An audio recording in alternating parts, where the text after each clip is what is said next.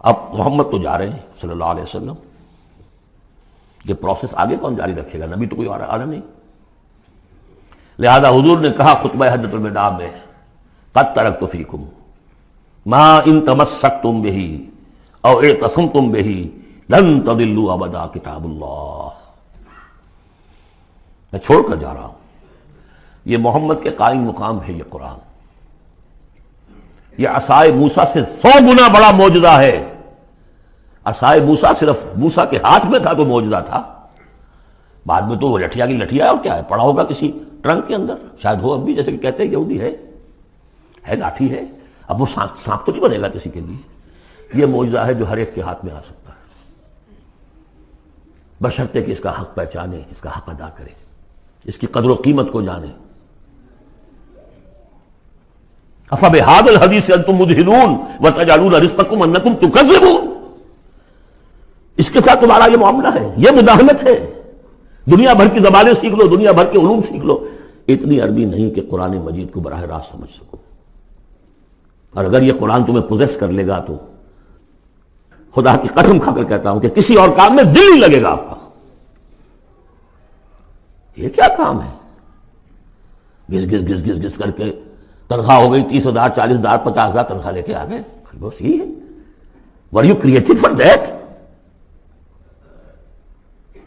ابراہیم بن ادم کا آپ نے سنا ہوگا نام، بادشاہ تھے کسی علاقے کے، شکار پر گئے ہوئے تھے، تو وہاں کہیں آواز انہیں سنائی دی، کسی فرشتے کی تھی یا یہ کہ خود ان کے اپنے دل کی آواز تھی، یا ابراہیم لہذا خلقت ام لہذا امرت، اے ابراہیم سوچو، کیا اس کام کے لیے تمہیں پیدا کیا گیا تھا؟ کیا تم اس کام کے لیے پیدا کیے گئے تھے اور تمہیں اس کام کا حکم ہوا تھا شکار کرو جا کر؟ بس وہی سے کایا پلٹ ہوئی۔ تو سوچنے کی بات ہے۔ اب ترتیب بتا رہا تھا اصل میں، ورنہ بات لمبی ہو جائے گی، کہ اب یہ قرآن کے بارے میں تمہارا طرز عمل کیا ہوگا۔ تصویر دکھائی جا رہی ہے پھر سابقہ امت کی، انہیں بھی ہم نے دی تھی کتاب تورات۔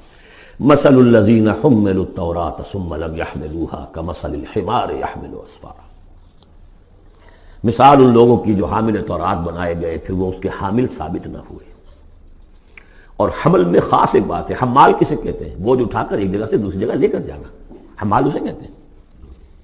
اسر اور حمل میں نے فرق بتایا تھا آپ کو سورہ بقرہ جب پڑھ رہے تھے آخری کا، کہ اسر وہ بوجھ ہے جس کے نیچے انسان دب کر رہ جائے، چل نہ سکے، اسر ہے، اور حمل وہ ہے جس کو لے کر چل سکے۔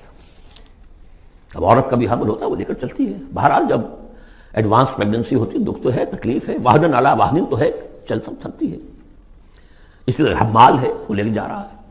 تو حمل التوراۃ، یہ اللہ تعالیٰ جس کو کتاب دیتا ہے، حامل بناتا ہے، اس کے ذمے سے پہنچاؤ، لتبیننہ، تمہارا فرض ہے اسے واضح کرو، اسے عام کرو۔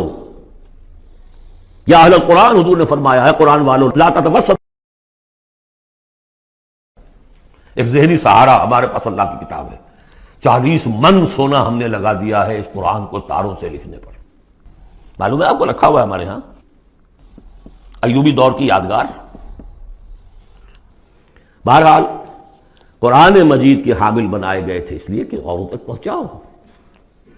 ثم لم يحملوها، انہوں نے نہیں اٹھایا، کمثل الحمار، ان گدھوں کے مانند ہیں، يحمل اسفارا، جو کتابوں کا بوجھ پھر اٹھائے پھر رہا۔ مکالمات فلاطن بھی لکھ دیجئے آپ، باندھ کر گشڑی رکھ دے، انسائکلوپیڈیا برٹانیکا پورا رکھ دے، گدھے کو کیا فائدہ اس سے؟